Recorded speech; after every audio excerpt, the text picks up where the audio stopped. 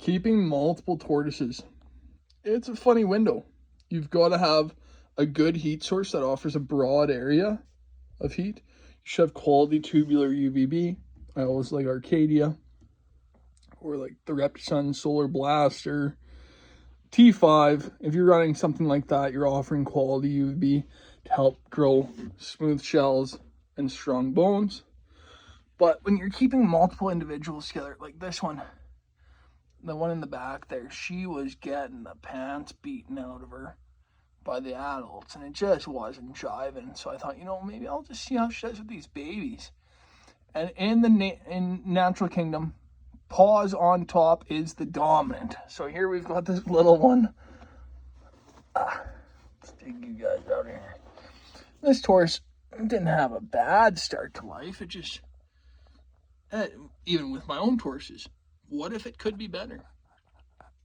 And that's something I would use with my Tortoises at all times. Like, how can I improve upon humidity for smoother shell growth? How can I improve upon diet for a wider variety? Even though I'm feeding 100% foraged, like, can I increase variety? So this Tortoise here, it's due for a beak trim. If you follow along, you'll get to see me do the beak trims.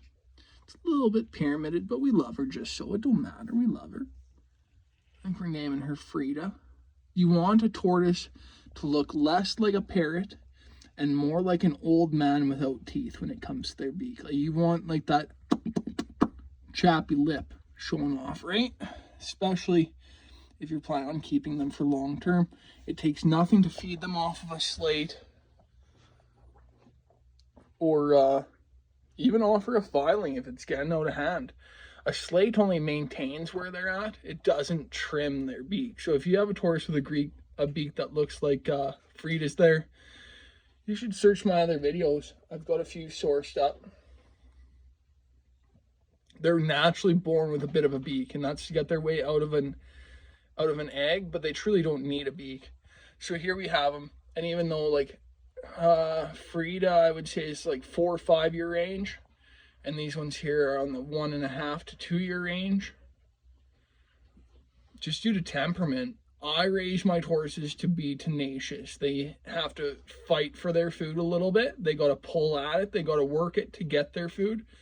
Where if you feed your Tortoise and spoil your Tortoise, you're making a weaker Tortoise, truly. Like, they're meant to be tough individuals that can go without food to find food.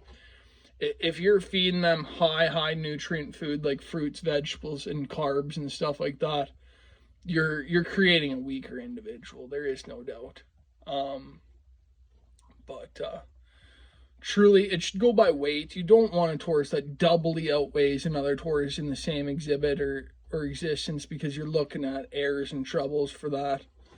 So here we've got Frida in the corner there. That's Digger. They're comparable sizes, but we've got to get some weight on those two individuals, and then they can go in with the adults once they hit like that 400 gram area. They're still both under 300 or close to 300. The yearlings are still beating up Frida, so I don't know what to tell you, and they're only at like 150 grams. But it's one of them things. When you have like 1,000 gram or plus individuals, like Marilyn or Ethel, a new arrival here. If you haven't checked out Ethel, you'll have to check out Ethel's videos. But it's one of them things is we're starting to commit more to being into Hermans more than anything, honestly, here in Canada.